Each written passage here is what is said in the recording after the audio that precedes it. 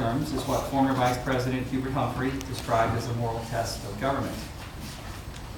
The moral test of government, in his reckoning, is how government treats those who are in the dawn of life, the children, those who are in the twilight of life, the elderly, and those who are in the shadows of life, the sick, the abused, the needy, and the forgotten, and those who can't speak for themselves. Often in our county government, we grapple to treat those in the last category, those who live in the shadows of life. Our fight to preserve livable homes in Wellston is a quest to meet that moral test, and a part of my administration's overarching commitment to reduce racial inequality and economic disparity. The resources we devote to protecting abused women and children are driven by this moral concern as well. At the Kathy J. Wyman Shelter, for example, county taxpayers are providing support for emergency shelter to women and children each year as they escape from lives of abuse, victimization, and violence. Last year that totaled 342 bed nights. But we know the need is much greater. Just over half of those who turned to the shelter this year were turned away because the shelter was at capacity. We are working on a plan, and we hope to announce this soon, that will mean few of our residents are turned away from some of their most vulnerable moments. Our residents always come first, and the role of county government is to serve all. And in St. Louis County, that goes beyond the diverse group of people that make up St. Louis County. Among our charge is welfare of animals that come into our animal care and control, which is a division of the Department of Health. Animal Care and Control runs a shelter housing thousands of animals each year. The welfare of dogs, cats, and other animals that come into our care must also be driven by a moral concern. But these moral obligations in animal care and control are not being met. Not yet, anyway. We know that we have to do better than the county's been doing. We know that. And we know that there's no easy way to change such an important program. It's going to be painful, it's going to be boisterous, and it's not always going to be popular, but it's the right thing to do. And as I've said before, I am committed to tackling the difficult issues that face this county for years that have been met with apathy for several years. And one of those issues is extensive relocation of the animal shelter. Last month, the findings of an audit of animal care and control were released. This 268-page document offered more than 150 recommendations on how to improve operations. We have promised to keep the public informed as changes are being made. The health department is working with the IT department to update this on the webpage, and we have committed to do that on a regular basis. I would like to recognize the importance of our county employees and our volunteers in this effort, and we will be mindful on how they're impacted with these changes. In the meantime, I've asked Spring Schmidt, our Acting Director of Health, to give us an update on the list of recommendations outlined in the audit, and after Spring's remarks, Sarah Daly from the Health Department will give us a quick update on pet adoptions. Spring, can you come forward?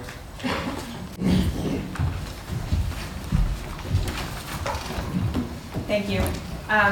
I do want to apologize in advance for the website. We have run into some IT technical difficulties.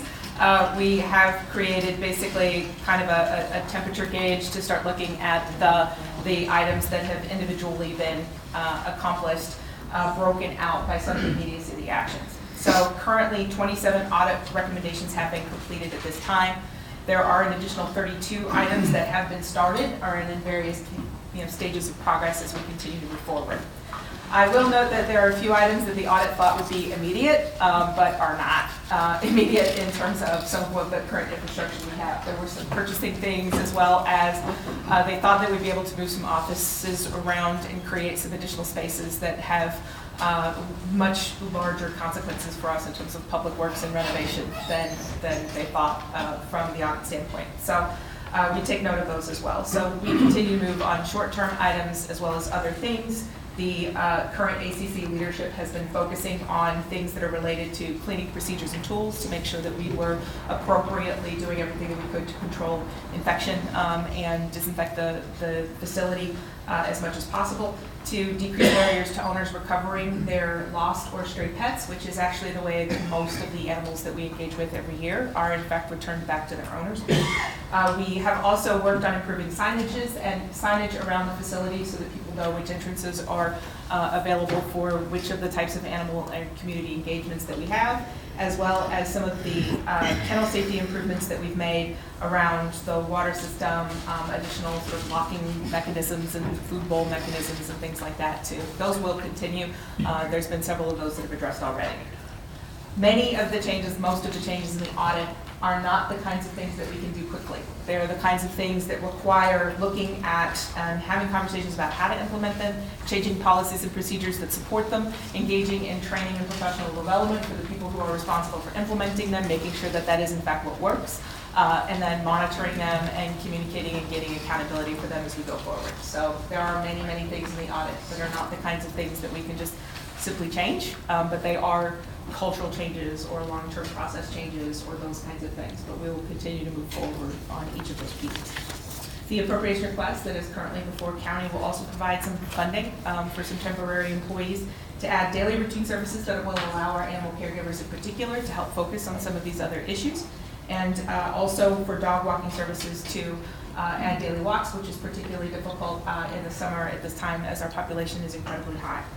As well as for a consultant to come in, provide support, training, and professional development opportunities for staff that are continuing to implement policies and procedures as we move forward.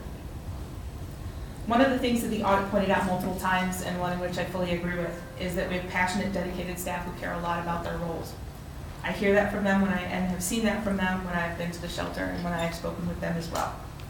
Please know that I believe firmly that it is true that they are not, either individually or as a group, responsible for the management chaos that they have experienced in the last several years.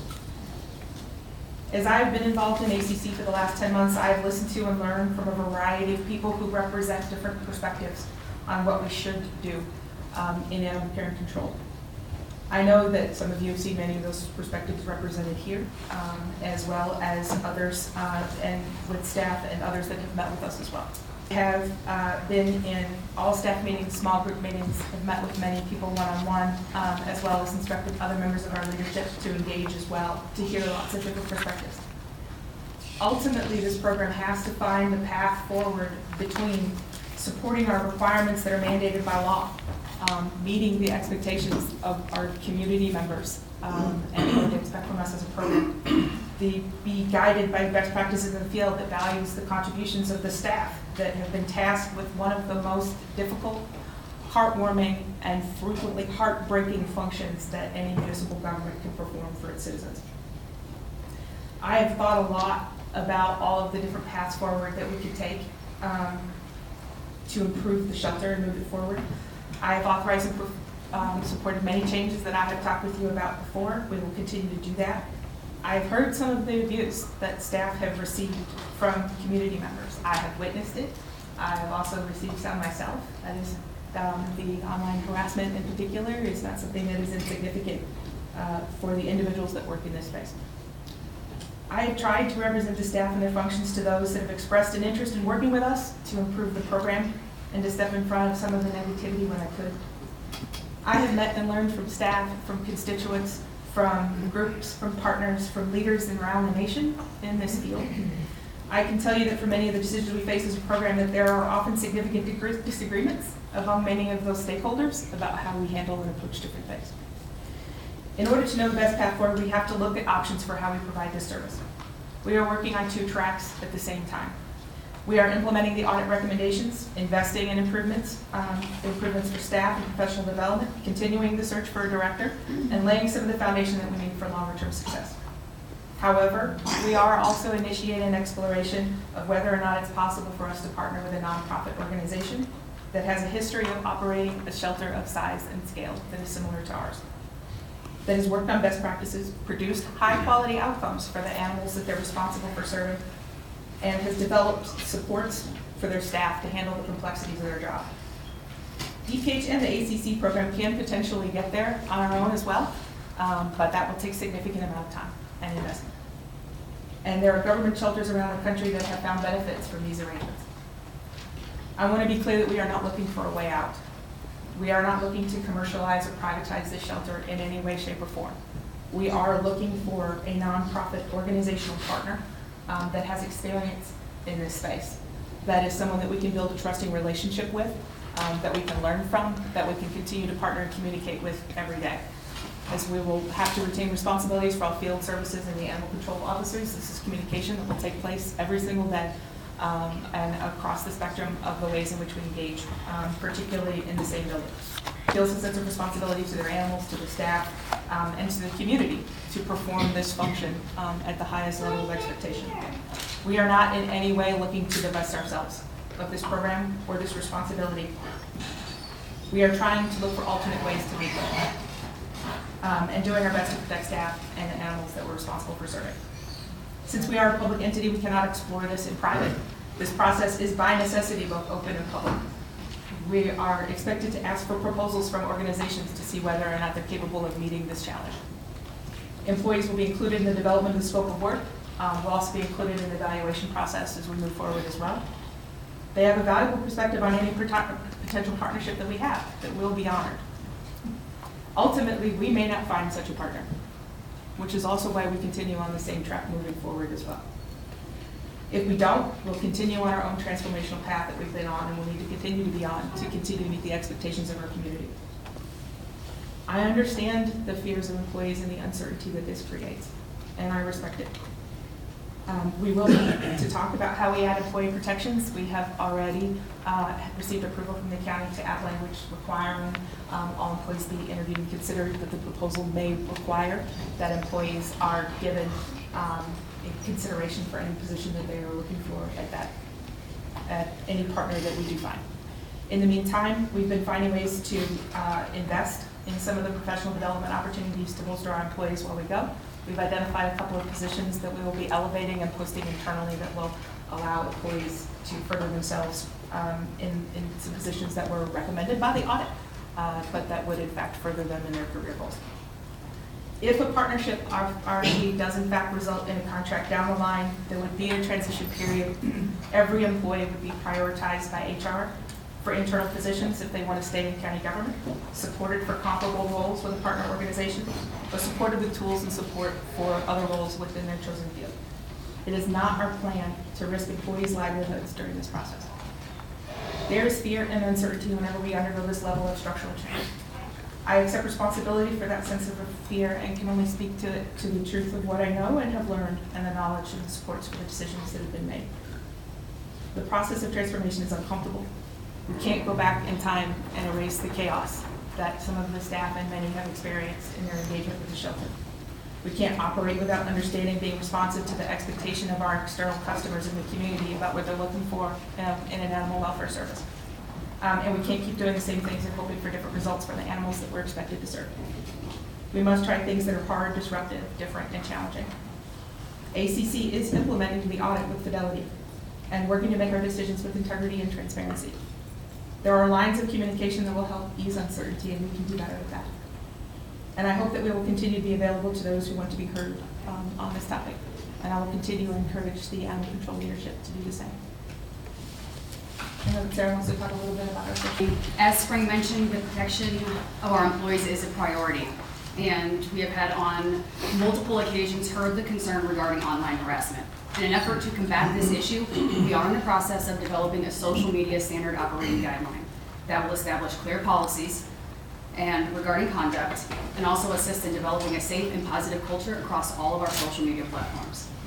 This focus will prioritize our ethics, and it will also coincide with both the mission and the values that we hold at ACC.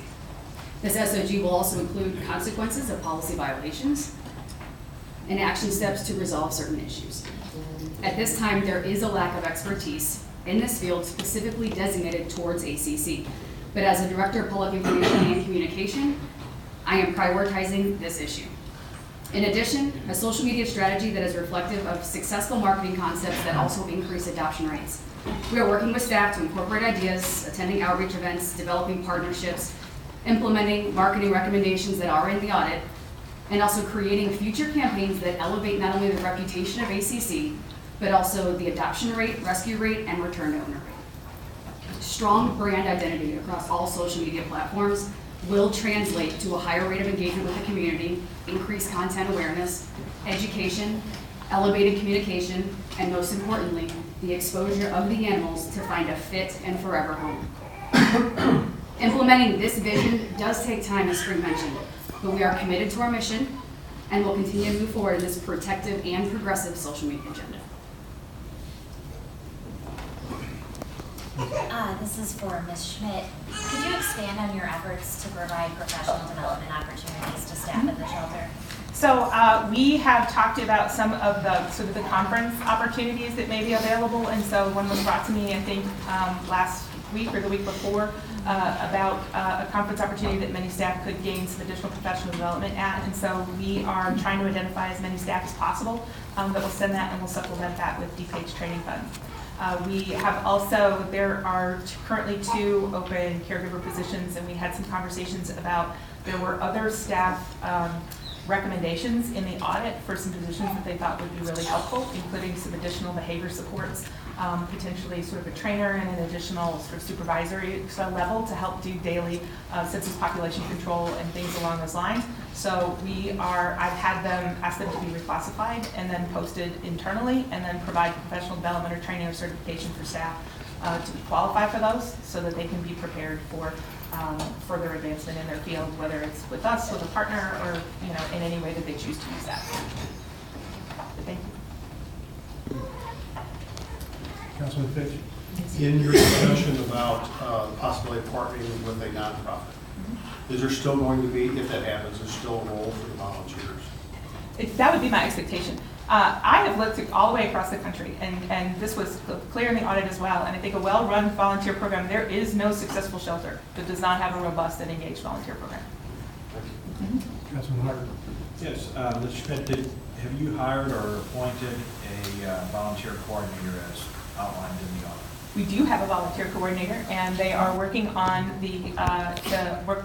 I think they're working with volunteers, but updating the volunteer manual on some of the recommendations specific to the audit as well. But that person will be kind of the neck of the funnel between staff and the volunteers. That's the idea. I think there's a large enough number of staff and volunteers that it often requires many people to make sure that they're on the exact same page to communicate that, but that is the primary person. And making sure that she has whatever tools that she needs to feel like she can escalate issues internally as well. But that one person is the person all the volunteers should go to. That's our primary direction, training, communication, and the like, correct? Yes. Okay. Is there a nonprofit that you are aware of that has been successful in something as large as ours? Certainly. So I think there are. Missouri, are they all over? And I'm sorry, I didn't interrupt you. Are they in Missouri, or are they out of state? So I think there are some nonprofit shelters that are similar size to ours that operate currently both in St. Louis as well as across Missouri. And there is a partnership that's fairly similar to the model that we're looking at here that operates in Kansas City, where Kansas City is the animal control function. And then there is a group of organizational partners that came together and formed a new entity to be the primary shelter operation. And so Kansas City made that switch several years ago, and they have good outcomes for the animals that they've seen. So we know that we've learned a lot from the director of the Kansas City project at this point. But yes, there are shelters in Missouri who are our size and larger, who are capable of operating at a similar level. Thank you. Anything further?